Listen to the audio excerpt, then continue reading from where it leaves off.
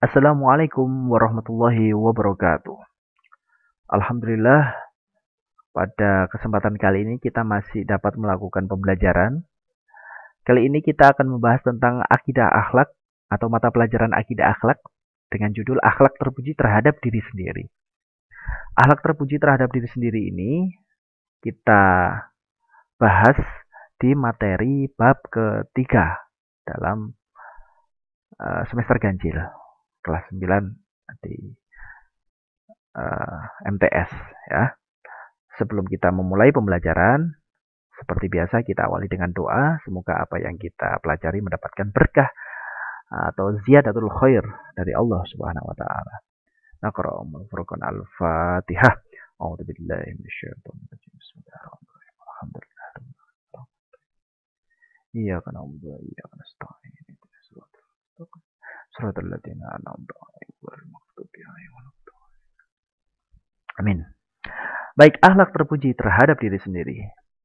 Jadi, akhlak terpuji itu sebenarnya tidak hanya diberikan kepada orang lain. Akhlak terpuji kepada Allah sudah dibahas ketika kelas 7. Kemudian akhlak terpuji kepada diri sendiri akan kita bahas saat ini. Maka, apa sih akhlak terpuji terhadap diri sendiri itu?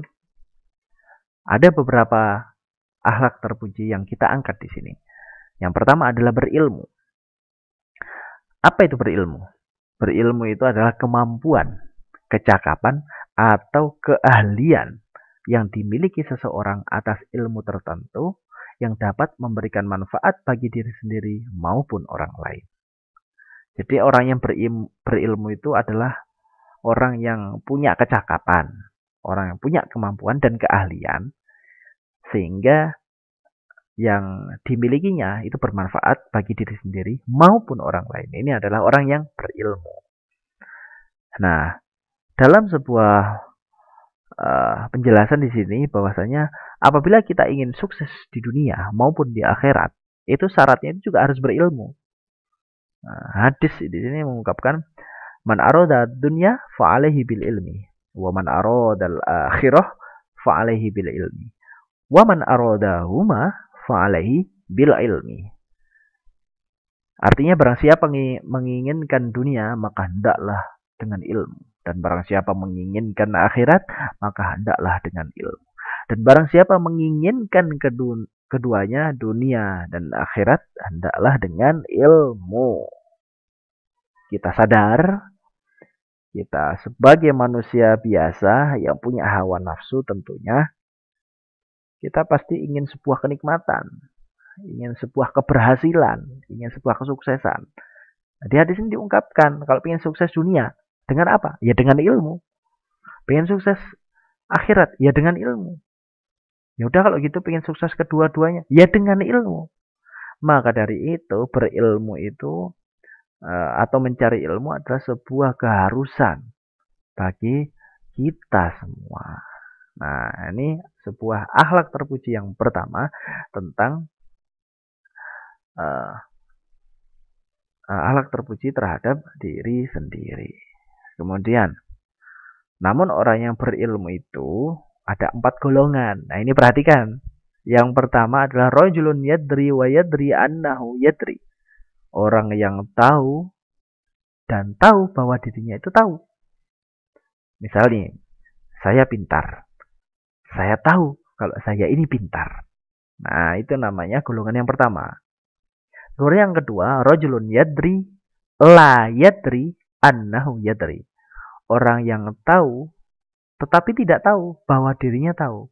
Nah seperti ini, saya ini pintar, tapi saya nggak ngerti kalau saya ini sebenarnya orang pintar. Nah, gitu. Ini golongan yang kedua. Golongan yang selanjutnya, rajulun yadri, rajulun la yadri, wa yadri annahu la yadri. Golongan yang ketiga ini orang yang nggak tahu, tetapi tahu dirinya tidak tahu. Jadi yang ketiga ini golongan orang yang dia tahu kalau sebenarnya dirinya itu nggak tahu. Aku sadar kok kalau aku ini nggak tahu. Nah seperti itu. Beda sama yang kedua ya. Kalau yang kedua itu orang yang tahu orang tahu sesuatu, tapi nggak tahu kalau dirinya itu tahu sesuatu. Kalau yang ketiga, dia nggak tahu bahwa dirinya itu nggak tahu. Ya. Orang yang tidak tahu tapi yang ketiga ini orang yang tahu tapi tahu bahwa dirinya tidak tahu. Saya ini ngerti kalau saya ini nggak tahu, gitu. Dan yang terakhir adalah yang paling berbahaya, yakni rojulun yadri la yadri annahu la yadri. Orang nggak tahu, tetapi dia nggak tahu bahwa dirinya nggak tahu. Jadi sok ngerti. Orang ini nggak tahu. Misalnya saya nggak tahu bahwa saya ini nggak orang yang nggak tahu. Nah, jadi bahaya ini. Kadang-kadang orang yang seperti ini orang yang sok-sok mengerti. Dia tuh udah nggak ngerti, tapi dirinya sendiri nggak ngerti kalau dia itu nggak ngerti. Nah, kalian pahami dengan uh, yang sudah saya jelaskan singkat ini. Ada 4 golongan yang berkaitan dengan ilmu. Dalilnya apa? Ini ada surat Al-Alaq 1-5, Al-Mujadalah ayat 11. Kemudian beberapa ciri orang berilmu. Ada beberapa, sebenarnya banyak ya, tapi hanya dimasukkan beberapa saja. Karena penjelasan singkat ini supaya tidak membosankan. Supaya tetap, walaupun singkat, padat, masuk otak, dapat diamalkan, dan bermanfaat. Insya Allah. Amin. Beberapa ciri orang yang berilmu. Mau menjaga dan mengamalkan ilmunya karena Allah. Kemudian semakin berilmu, semakin santun dalam bersikap. Kemudian dapat menjadi teladan di mana saja berada. Ini adalah orang-orang yang kelihatan bahwa ini adalah orang berilmu. Ya, jadi ilmunya itu dijaga karena Allah. Orang pintar itu belum tentu ngerti, ya kan? Orang yang mengerti belum tentu pintar. Maka bagaimana? Ya kita harus jadi orang ngerti dan pintar. Nah, caranya kalau kita pintar, kita mengerti bagaimana memposisikan. Oh, kita pintar. Berarti kita harus semakin tunduk kepada Allah, semakin taat kepada Allah. Nah, kemudian semakin santun dan memberikan teladan, memberikan contoh tidak hanya untuk diri sendiri saja, bisa memberikan pengaruh kepada orang lain. Nah, terus perilakunya orang berilmu itu kayak apa? Ya ini, tenang dalam berpikir, bersikap dan berperilaku. Kemudian suka kenyamanan, keamanan dan ketertiban. Berusaha mengembangkan ilmu yang dimiliki. Ya ini adalah perilakunya. Yang dilakukan ya kayak gini, selalu mengembangkan ilmu yang dimiliki. Dia suka kedamaian, kenyamanan gitu. Terus dampak positifnya apa? Kalau ada orang yang berilmu, itu punya efek, punya dampak positif. Apa? Berpengaruh terhadap diri sendiri. Kayak gimana itu berpengaruh terhadap diri sendiri? Ya otomatis dia selalu energik, selalu semangat dalam belajar atau mencari menambah wawasan-wawasan baru. Berpengaruh positif terhadap orang lain. Kayak gimana bentuknya? Ya orang lain terinspirasi. Kemudian orang lain mengambil manfaat dari apa yang disampaikan, dari ilmu yang dimiliki. Kemudian berpengaruh positif terhadap lingkungan. Nah, lingkungannya kan bisanya orang berilmu itu bisa memberikan banyak manfaat bagi orang sekitar. Dia buka kajian kitab, dia buka hasil usaha, membuka lapangan pekerjaan dan seterusnya. Ini karena ilmunya luar biasa gitu. Kemudian akhlak terpuji yang kedua adalah kerja keras. Kerja keras itu apa? Bekerja dengan sungguh-sungguh, penuh semangat untuk mendapatkan hasil yang diinginkan. Kerja keras di sini itu beda-beda ya. Kerja kerasnya ayah ya cari nafkah. Kerja kerasnya anak ya menimba ilmu. Rajin, belajar gitu. Kerja kerasnya ibu yang mendidik anak, merawat anak, ya kan memberikan tarbiyah yang baik. Nah, jadi kerja keras ini di sini ada porsinya masing-masing. Bekerja keras tidak dilakukan terus-menerus sampai lupa dengan ibadah kepada Allah. Namun kerja keras untuk ibadah. Nah, tahu kan? Jadi kerja kerasnya yang dilakukan manusia itu kayak tukang beca. Tukang beca itu kerja kerasnya ya narik beca. Tapi bukan narik beca 24 jam terus nggak sholat, bukan. Ya tetap fokus. Kerja keras jadi kuli bangunan kemudian lupa sholat. Enggak, ya tetap sholat. Kerja kerasnya tetap gitu loh. Ya, nggak boleh lupakan ibadah walaupun sebekerja keras apapun. Dalilnya di situ ada Az-Zumar ayat 39 dan Al-Jumu'ah ayat 10. Selanjutnya, beberapa ciri orang pekerja keras. Tidak pemalas. Nah, ini orang yang bekerja keras itu nggak bakal malas. Tidak menunda-nunda pekerjaan yang sudah disanggupi. Ya kan? Kadang-kadang kita kalau udah nyanggupi terus ditunda lah. Kok harus percaya ambil aku. Bukan seperti itu orang yang bekerja keras. Terus pantang mengeluh. Wah, ya, susah ya kayaknya ya. Tapi insya Allah kita selalu semangat.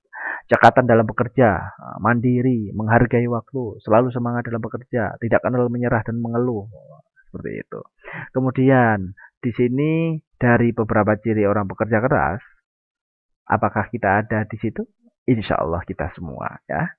Kemudian dampak positif. Kalau tadi sudah membahas cirinya, terus pengaruhnya apa? Kalau kita bekerja keras, ya banyak. Ini loh, kalian hafalkan ini. Hasil kerja keras lebih memuaskan dan lebih berharga dibanding orang yang pemalas loh ya. Kemudian terwujudnya pribadi yang tangguh, kuat dan mandiri. Jadi kalau orang-orang yang kerja di perusahaan itu sering loh dimarahi, ya kan? Sama atasan loh utamanya karena ini menyangkut dengan rating, menyangkut dengan kemajuan perusahaan. Nah, berpeluang dapat membantu orang lain. Kemudian tahan banting, sering dimarahi ya akhirnya termotivasi untuk terus lebih baik. Kehadirannya senantiasa dibutuhkan orang lain. Terus melaksanakan perintah Allah sehingga Allah yang ridho. Ini dampak positifnya banyak banget. Ini. Makanya kita harus kerja keras dengan kapabilitas masing-masing. Selanjutnya kreatif. Kreatif itu berdaya cipta. Jadi hasil kreatif adalah hasil daya cipta atau karya seseorang tanpa meniru orang lain. Nah, bentuk hasil dari orang yang kreatif itu adalah kreativitas. Sedangkan kreativitas sendiri itu kemampuan berkarya baik secara keilmuan maupun secara non-keilmuan tanpa menjiplak hasil karya orang lain. Katakan kemarin itu ada penelitian ya.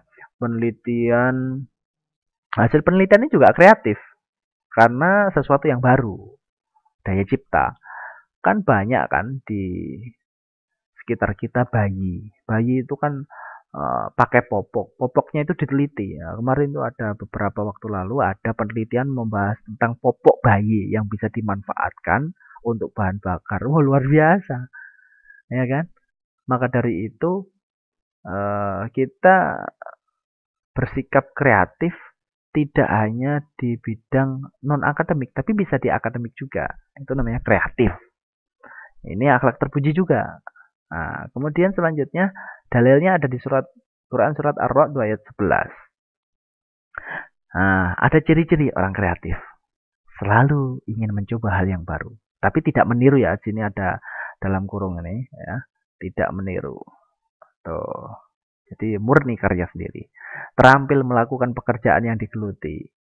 Terus banyak akal dan ide yang membangun. Akal dan idenya bukan akal ide yang untuk menghancurkan orang lain ya. Jadi bangun tanpa menjatuhkan, maju tanpa memundurkan, ya, naik tanpa menurunkan orang lain. Nah, seperti itu. Terus beberapa perilaku orang kreatif. Orang kreatif itu punya perilaku yang khusus. Selalu menggali potensi dari bakatnya atau minat yang dimilikinya. Kemudian mengembangkan potensi dengan sungguh-sungguh. Kalau misalnya kalian suka main bola atau kalian suka olahraga, sukanya kalian itu harus disertai dengan kreatif. Jadi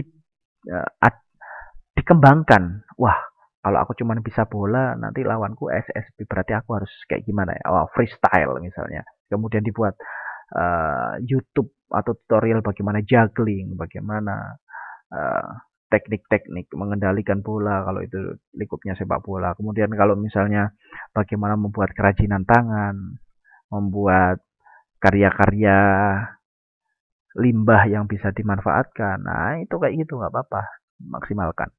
Jika ada ide baru, inginnya selalu aja melakukan. Ini karakter orang yang kreatif itu mesti kayak gitu. Apakah kita kreatif? Nah, kita bisa maksimalkan. Dampak positif orang kreatif. perasaannya selalu senang karena dapat berkreasi, hidup lebih banyak. Jadi orang kreatif itu menunggu itu hal yang menyenangkan. Kok bisa gitu?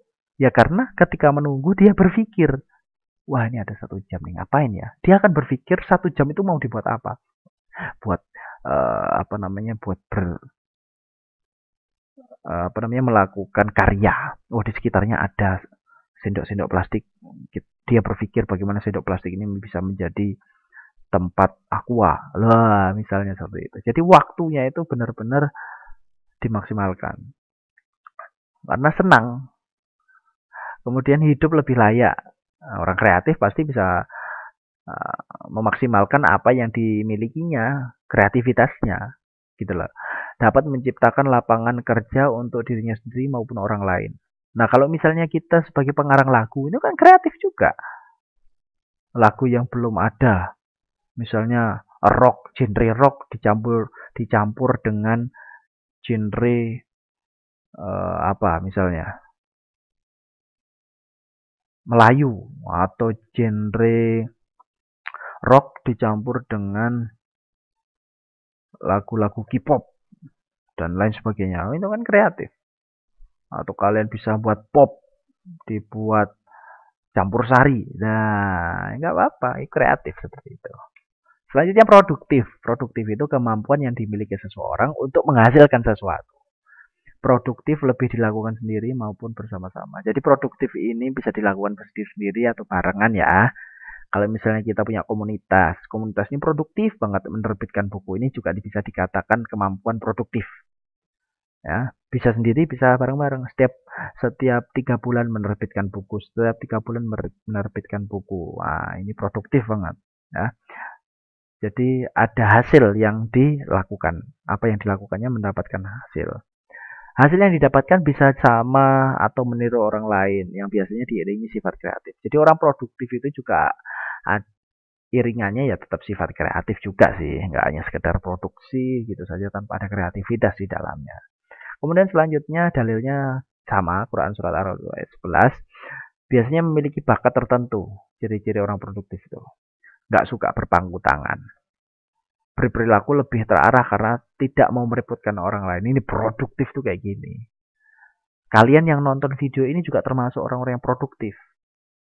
Karena dia nggak mau merepotkan orang lain. Orang lain udah nyatat catatan, merangkum, kalian bisa melakukan sendiri. Wes tak rungono dhewe, tak rangkum dhewe. Bagus itu. Yang mendengarkan sampai sini berarti kalian luar biasa hebat. Produktif tentunya. Kemudian perilaku orang yang produktif. Ulet dalam bekerja. Jadi kerjanya itu tekun banget. Ulet sampai beres tuntas. Kemudian sangat menghargai waktu. Nggak jauh beda ya sama yang kreatif tadi ya. Kemudian pandai mencari peluang-peluang pengembangan usaha. Kalau dia punya usaha, dia maksimalkan ya, peluang-peluang tersebut. Kemudian, apa dampak positifnya? Dampak positifnya orang produktif itu mendapatkan kepuasan batin.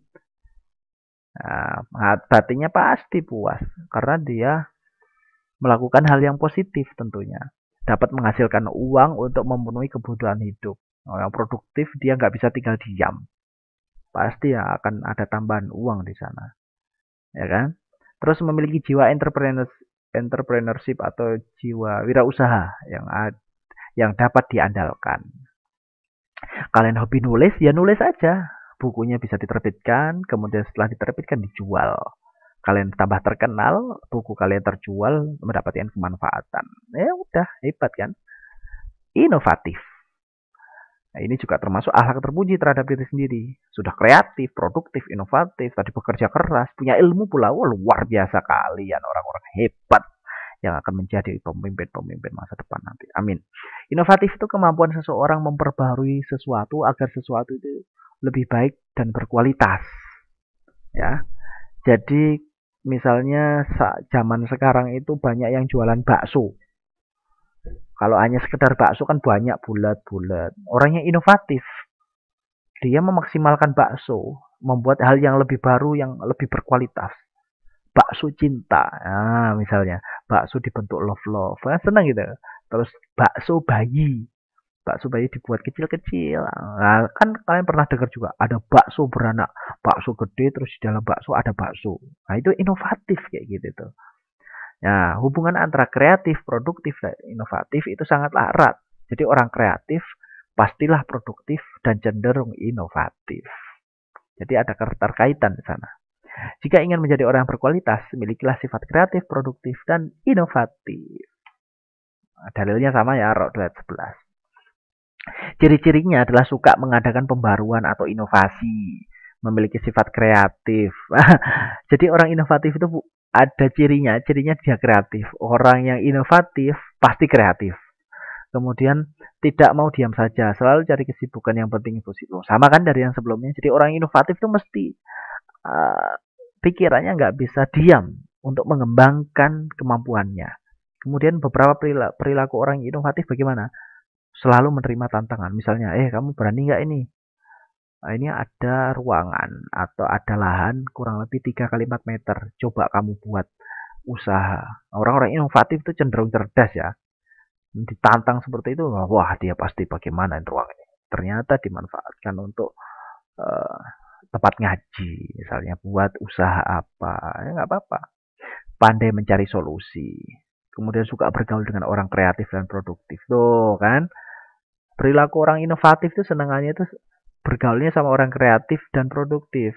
Maka nggak heran kalau dia itu orang inovatif, pasti dia punya sifat kreatif dan punya sifat produktif gitu. Pertanyaannya, apakah kita seperti itu? Insya Allah iya. Oke, amin ya. Kemudian dampak positif inovatif itu apa? Pasti tidak ketinggalan zaman, penuh semangat pembaruan, memberikan inspirasi bagi orang lain. Nih, tak kasih contoh. Kalau sekarang itu ada tongsis. Tongsis itu kalau nggak kita pegangin, ya kan? Kalau nggak kita pegangin, siapa yang mau megangin kecuali orang lain? Kalian bisa buat tongsis yang modelnya kayak drone. Jadi kalian bisa kendalikan tongsis tersebut dengan remote control. Wow, itu inovatif banget, itu pasti laris banget kalian. Jadi seolah-olah kita ngevlog, nggak usah pegangan vlognya gini ya, kalian bisa bayangkan kan ngevlog nggak pakai tripod, nggak pakai gimbal, itu nggak usah dipegangi kameranya, cukup dilepaskan, dia akan mengontrol dirinya sendiri dengan remote control yang sudah kita setting, mengikuti kita kurang lebih jaraknya 1 meter dari jarak pandang kita dan tidak terbentur dari benda-benda keras. Wah itu luar biasa. Nanti saya yang memberikan apresiasi pertama. Kalau kalian bisa membuat seperti itu, laporkan saya. Nanti saya akan apresiasi yang pertama. Manusia pertama yang mengapresiasi orang yang inovatif seperti itu. Apabila itu kalian yang mendengarkan video ini atau penjelasan ini. Oke ya. Alhamdulillahirabbil alamin. Pembahasan kita tentang akhlak terpuji terhadap diri sendiri telah berakhir. Semoga bermanfaat ya. Semoga mendapatkan keberkahan dari Allah Subhanahu wa taala. Dan penutup, semoga sukses. Wassalamualaikum warahmatullahi wabarakatuh.